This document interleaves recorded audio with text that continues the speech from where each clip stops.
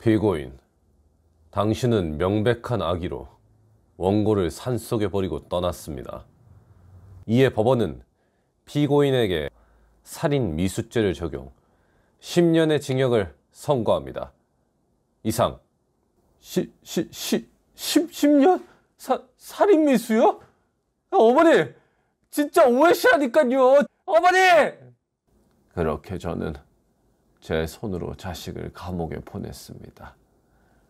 아들네가 교도소에 수감된 지 6개월이 지나는 동안에도 저는 단 한 번도 아들네에게 면회를 가지 않았죠.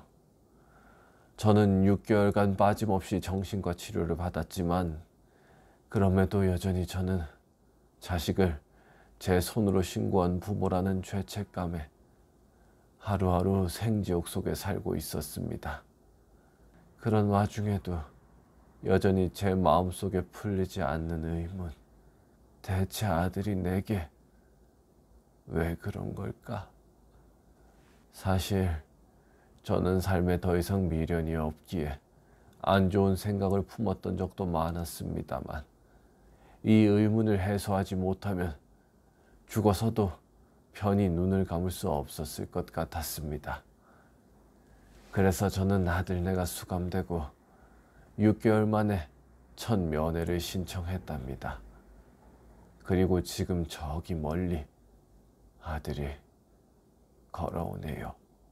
저는 이제 대체 어떻게 하면 좋을까요? 부디 저에게 도움을 주세요. 여러분. 녹음하는 청년 녹청입니다. 들어가기 전 구독과 좋아요, 알림 설정을 부탁드립니다.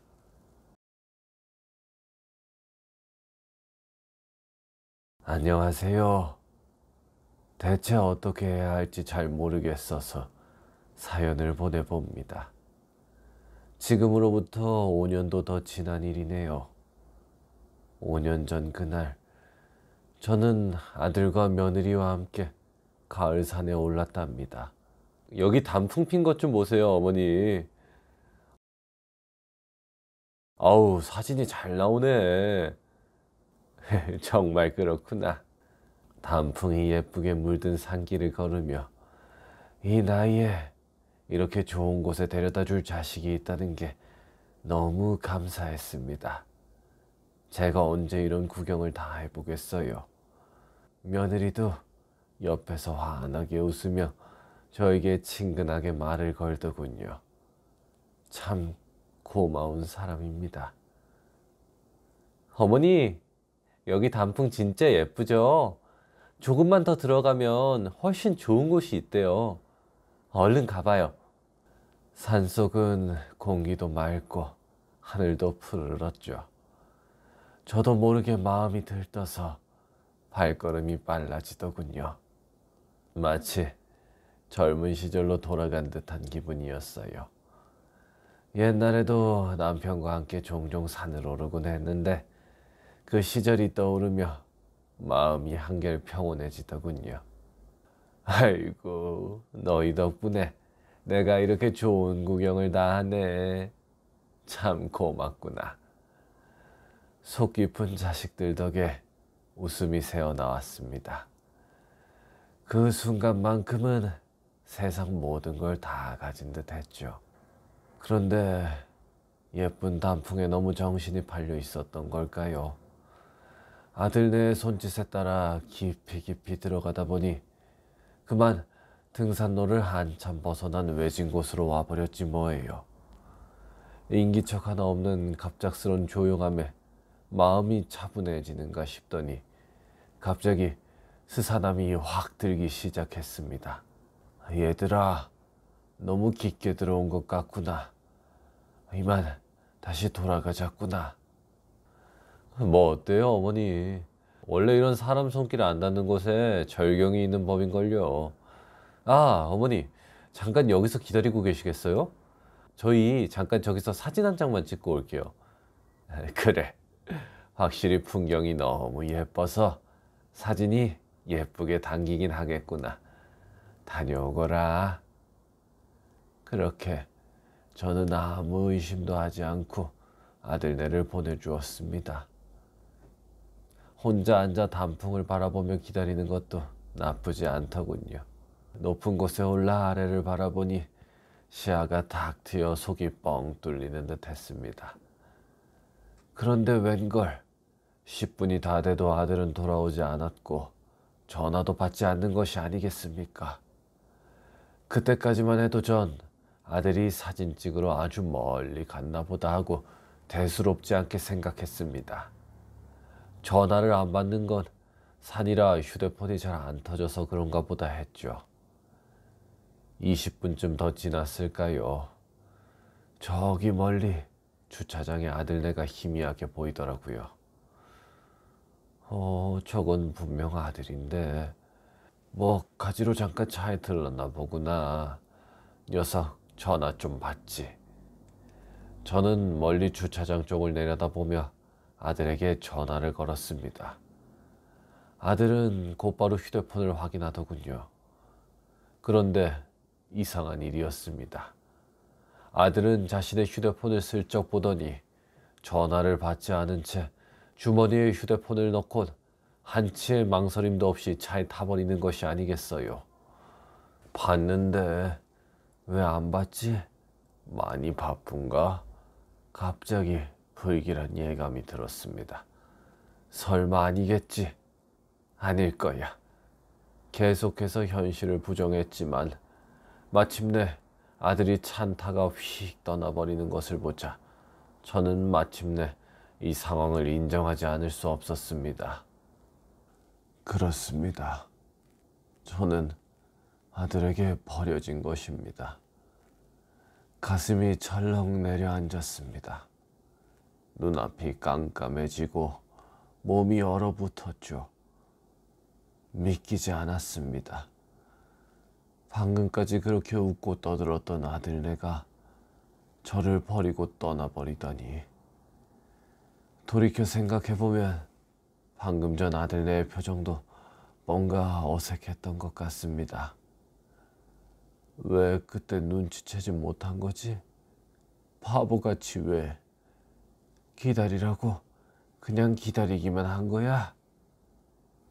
어떤 부모가 자식에게 버려질 것을 미리 예상할 수 있었겠냐마는 그럼에도 아무런 의심 없이 자식을 철석같이 믿은 제 자신이 원망스러웠습니다. 그렇게 자식들은 저를 깊은 산속에 홀로 남겨둔 채 멀어져만 갔죠. 저는 그 자리에 멍하니 주저앉아 한참을 어찌할 줄 몰랐습니다. 무엇보다 자식들이 저를 버리고 갔다는 현실이 도무지 믿기지가 않았죠. 그동안 자식들이 보여주던 웃음과 따뜻한 말들은 다 가식이었던 걸까요? 내가 뭔가 잘못했나? 아니면 대체 왜? 한참을 혼란스러워하다 어느 순간 정신이 퍼떡 들더군요. 그도 그럴 것이 날이 빠르게 어둑해지기 시작했거든요. 가슴이 미어졌지만 그렇다고 이대로 주저앉아 있을 수만은 없었습니다. 일단 살아남아야 한다. 머릿속엔 그 생각만 가득했어요. 우선 아까 아들이 주차해 놓았던 주차장이 저 멀리 아래에 내다 보였어요. 그래서 일단 무작정 그쪽을 향해 걷기 시작했죠. 그러나 산길이란 게 방향만 맞춰간다고 다 가지는 게 아니더군요. 가다 보니 그 방향은 낭떠러지였습니다. 어쩔 수 없이 우회해서 다른 길을 찾았지만 전부 사람이 다닐 수 없는 길이었습니다. 그렇게 한참을 헤매다 보니 이내 산속은 곧 한 치 앞도 안 보일 정도로 깜깜해졌고 엄습해오는 공포감에 몸이 굳어버렸답니다. 정말 너무 무서웠어요. 어디로 가야 할지도 모르겠고 한 발 떼는 것조차 힘들었고 자식들을 믿은 제가 바보 같다는 생각에 속도 쓰리고 치가 떨렸습니다. 대체 왜 평생을 뒷바라지해준 이 애미한테 대체 왜? 마침내 제 마음속 깊은 곳에선 서서히 분노가 차오르기 시작했어요. 결코 이렇게 당하고만 있을 수만은 없어. 우선 살아남자. 살아남아서 죗값을 치르게 하는 거야. 그리고 그놈들에게 직접 물어보는 거야. 대체 왜 그랬냐고. 저는 이를 악물었습니다. 분노가 피처럼 온몸을 채우는 게 느껴지니 오히려 공포감이 가시더군요. 이내 마음이 차분해지면서 앞이 보이지는 않지만 그래도 일어나서 조금씩 앞으로 나아갈 수 있었어요. 그렇게 저는 무작정 계속 걸었어요. 5시간이 걸렸는지 6시간이 걸렸는지 모르겠습니다. 그냥 계속 걸었어요. 돌에 발이 걸려 넘어지기도 하고 나뭇가지에 찔리기도 했지만 복수하겠다는 마음 하나로 계속 걸었어요. 이미 살갗은 군데군데 찢어지고 몸은 추위에 덜덜 떨렸으며 손에 감각은 없었어요. 나중에 안 건데 이때 온도가 영하 11도까지 떨어졌다 하더라고요. 얇은 가을옷에 조끼 하나 걸친 것뿐인 제가 버티기엔 너무 가혹한 날씨였습니다. 반드시 살아남아 자식에게 복수를 하겠다는 각오가 무색하게 시간이 지날수록 너무나 추웠어요. 의식이 점점 흐려졌고 기력도 떨어져 저는 더 이상 한 발짝도 내디딜 수 없었죠. 귀에선 계속해서 윙 소리가 들리는 것 같고 이내 아무 생각도 들지 않을 때쯤 마침내 저는 그 자리에 그만 주저앉았답니다. 자고 싶었어요. 여기서 자는 순간 진짜 끝이라는 것을 알았지만 동시에 눈만 감으면 모든 것이 편안해질 수 있겠다는 유혹에 저는 심하게 흔들리고 있었습니다. 그러나 사람이 무조건 죽으라는 법은 없는가 봐요. 저 멀리 사람들 지나가는 소리가 나는 게 아니겠어요. 야간 산행을 온 등산객들이었답니다. 살려주세요. 여기 사람 있어요. 제발 도와주세요. 저는 후레쉬 불빛을 향해 젖먹던 힘을 다해 악을 질렀죠. 세상에, 어이, 이리 와봐요. 여기 사람 있어요. 아니 어르신, 지금 새벽 4시인데 대체 왜 여기 계세요? 혼자 계신 거예요? 네, 그게 아들네가 저를 여기다 두고 떠났습니다.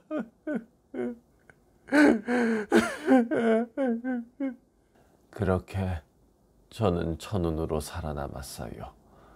그들은 따뜻한 담요로 저를 덮어주었고 저를 부축해 안전한 곳까지 이끌어 주었죠. 그리고 집 가까운 대학병원까지 택시도 잡아주었답니다. 아니, 진짜 뭐 그런 후레자식이 다 있나? 인간의 탈을 쓰고 어찌 그런 현대판 고려장도 아니고 말이야. 어르신, 이제 다 괜찮아요. 그러니까 안심하세요. 정말 감사하게도 그들은 제 말을 진심으로 귀 기울여 들어주었고 아들의 천인공노할 행동에 대해 분노해 주었습니다. 이 자리를 빌어 한품 산악회 여러분들께 정말 감사함을 표합니다. 저는 저체온증과 체력 저하로 응급실에서 링거를 맞으며 반나절 내내 누워 있었어요. 몸이 회복되자마자 저는 곧장 경찰서를 찾았죠. 자식들을 신고해야 한다는 생각에 마음이 무거웠지만 그동안 애써 키운 자식들이 저를 이렇게 배신했다는 생각에 두려움보다 분노가 앞섰습니다. 네, 어르신, 어떻게 오셨을까요? 그게 저 자식을 신고하려고요. 경찰에게 그간의 경위를 설명하는데 감정이 복받쳐 그만 눈물이 나더군요.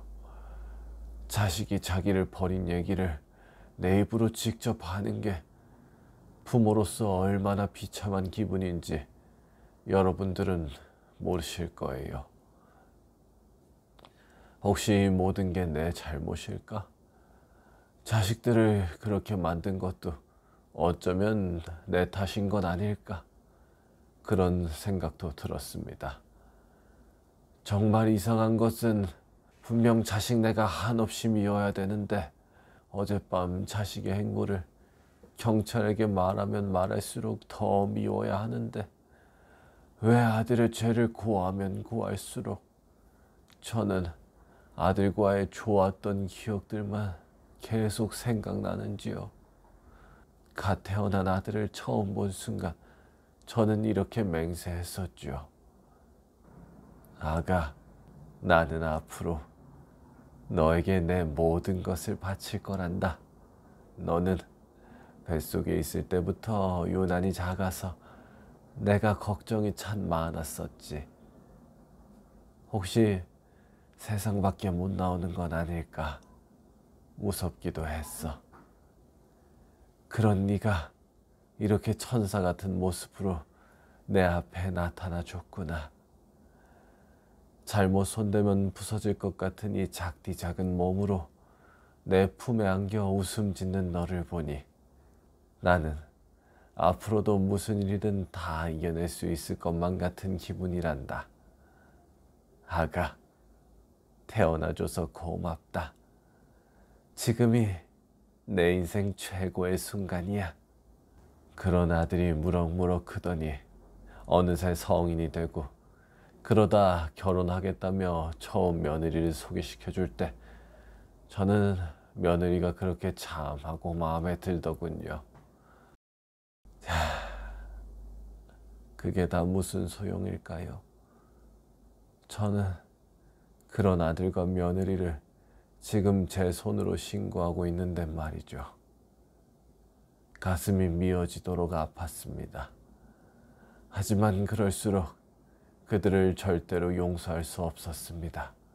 저는 꿋꿋이 진술서를 써내려갔죠.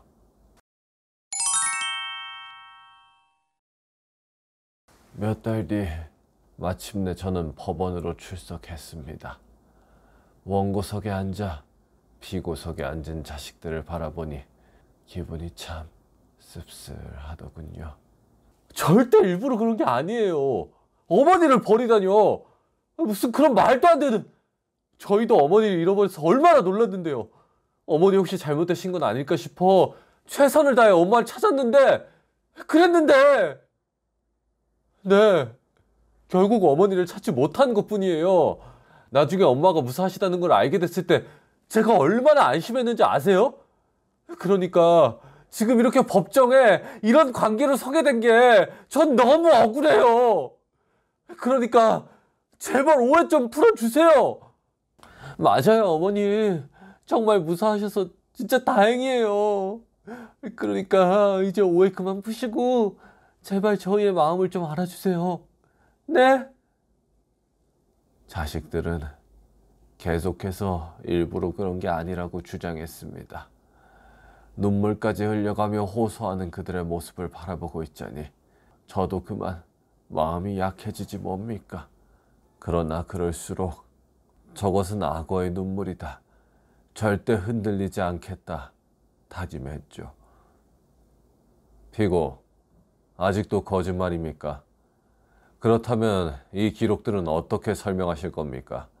검찰 측은 아들 부부의 발언이 거짓임을 입증할 수 있는 증거 자료를 제출했습니다. 그건... 검사가 제시한 증거 자료를 보자 아들과 며느리의 얼굴이 하얗게 질렸습니다. 여기 휴대폰 위치 기록을 보면 피고는 분명 원고와 함께 산속의 일정 지점까지 같이 동행했습니다. 그 후 피고로부터 정반대 방향으로 빠르게 멀어졌는데요. 이 이동 경로에는 일말의 망설임의 흔적 따위 보이지 않습니다. 그리고 중간중간 분명 원고가 피고에게 수차례 전화를 건 것이 확인되는데요. 왜 잃어버린 어머니를 그토록 찾았다는 피고가 어머니로부터 걸려온 전화는 모조리 무시한 채 어머니와 반대 방향으로 계속해서 이동하신 거죠? 몰라요. 저희는 진짜 모르는 일이에요. 여기 떡하니 증거가 있는데 계속해서 그렇게 거짓말 하실 겁니까? 자식들은 당황해서 횡설수설하더군요. 그러다가 눈물을 뚝뚝 흘리며 애원하는 눈빛으로 저를 쳐다보더군요. 어머니는 저희 믿으시죠? 제발 저희 좀 믿어주세요. 네? 계속해서 거짓말을 하는 아들이 괘씸했냐고요? 아니요.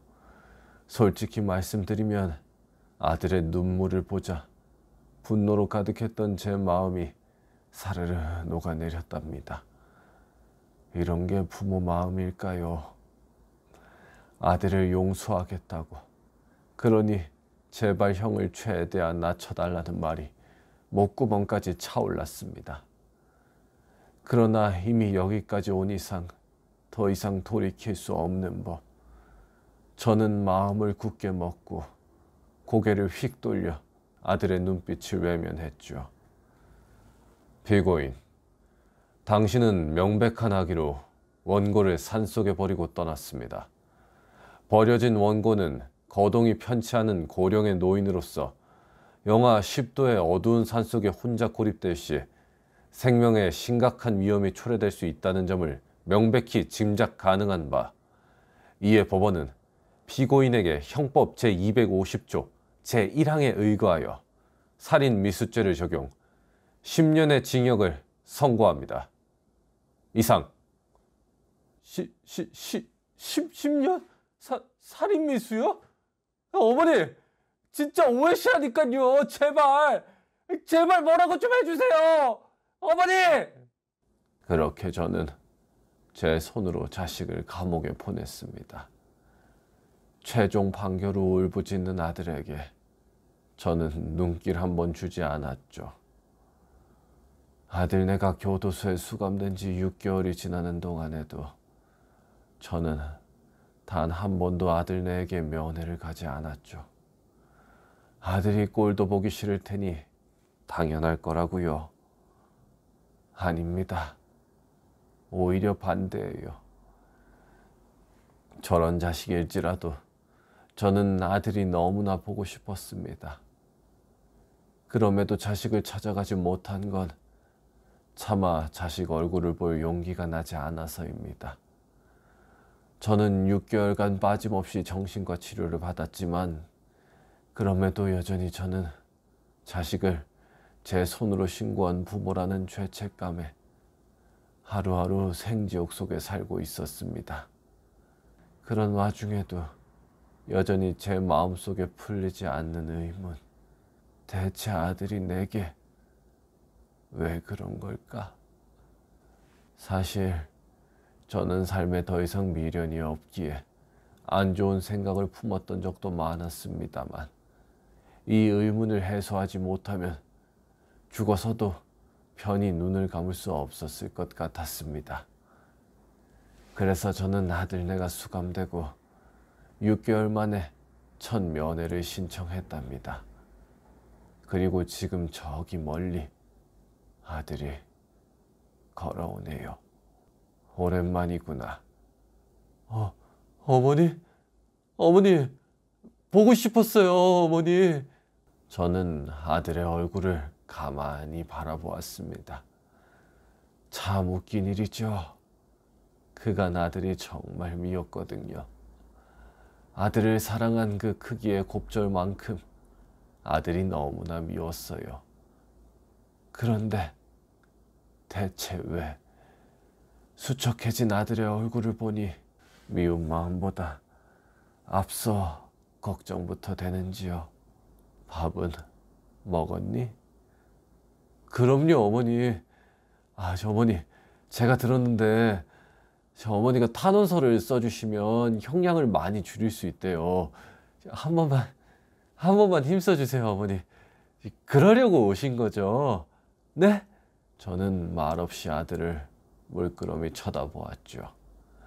어머니, 써주실 거죠? 그 정도 해주실 수 있잖아요. 왜 말이 없으세요? 네?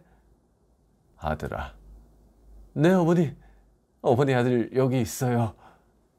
아들아, 난 너를 진심으로 사랑했다.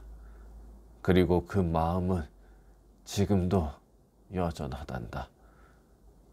그리고 그렇기 때문에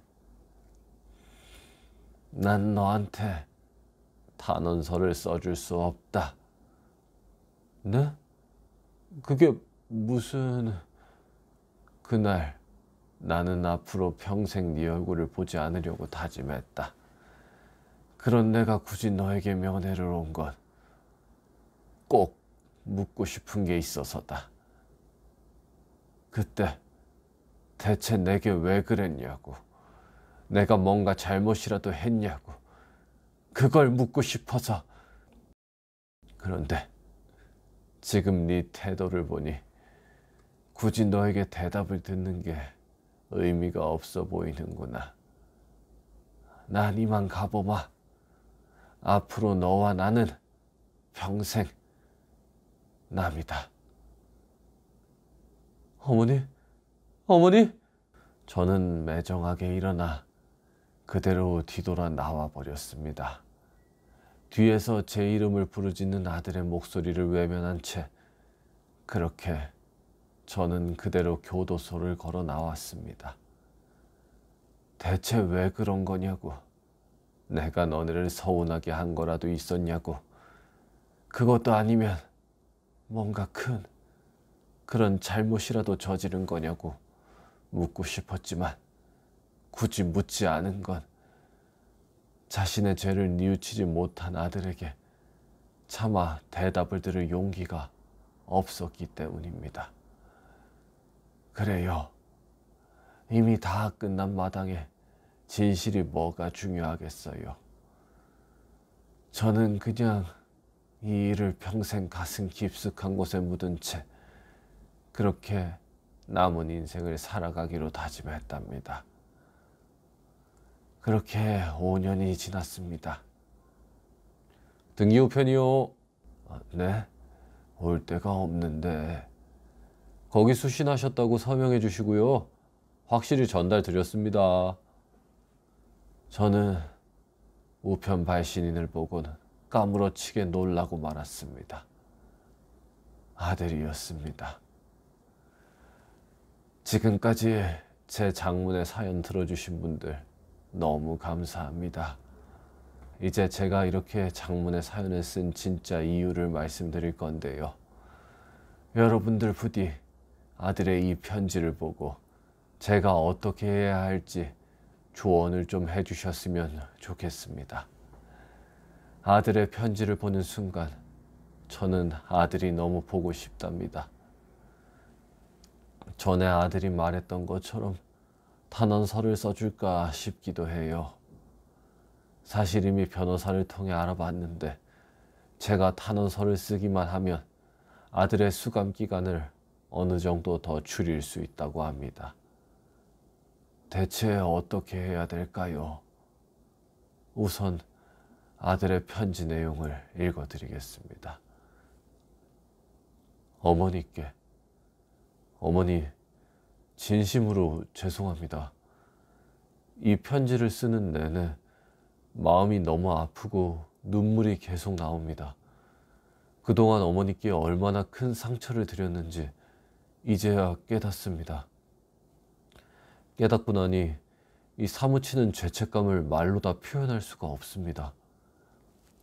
어머니, 그날 산속에서 어머니를 두고 떠난 일 후회하고 또 후회합니다. 사람으로 태어나 금수만도 못한 짓을 저지른 제가 뭐라도 할 말이 있겠습니까? 저는 잘 알고 있습니다. 그날 어머니는 산속에서 살아남으셨지만 어머니의 마음은 그때 이미 죽어버렸다는 것을요. 미안하다는 말조차 할 자격이 없는 제가 감히 어머니께 편지를 쓴 이유는 어머니께 말씀드려야 할 일이 있기 때문입니다. 사실 이 이야기를 드리는 게 어머니께 더 큰 고통을 드릴까봐 망설였지만 5년 전 면회 때 그날의 어머니의 마지막 물음에 답을 드리는 것이 자식으로서의 마지막 도리인 것 같기 때문입니다. 어머니는 그날 제게 대체 왜 그랬는지 물으셨습니다. 저는 모든 것을 다 대답해 드리겠다고 해놓고선 어머니의 그 물음엔 차마 대답을 하지 못하고 입을 다물었죠. 어머니께서 모르는 사실이 하나 있습니다. 사실 저는 어머니의 이름으로 몰래 사망보험을 가입해 놨습니다. 어머니는 기억하시는지 모르겠지만 제가 어떤 서류에 서명하라고 했던 적이 있었는데 그게 그 서류였습니다. 그렇습니다. 금수만도 못한 저는 어머니를 사고사로 위장한 뒤 사망보험금을 타 그 당시 집값이 크게 오를 거라고 들은 아파트를 구매하려고 했어요. 그래서 그랬습니다. 그게 전부입니다. 그때 어머니께 그랬던 건 어머니께 어떤 서운한 점이 있거나 해서가 아니었습니다. 그냥 제게 악마의 피가 흐르고 있었기 때문일 뿐입니다. 다시 한번 말씀드리지만 저는 용서를 구할 자격도 없다는 것을 잘 알고 있습니다. 이 편지를 쓰는 것이 부디 제 알량한 죄책감을 덜기 위한 것이 아니라는 것을 알아주셨으면 좋겠습니다. 제가 더 이상 무슨 말을 할 수 있을까요? 저는 앞으로도 평생 속죄하면서 살고 만약 어머니께서 제가 죽기를 바라신다면 그렇게 하겠습니다. 이미 그러시고 계신 줄은 모르겠지만 저를 아들이라고도 생각하지 마십시오. 이만 줄이겠습니다. 억장이 무너진다는 게 이런 뜻일까요?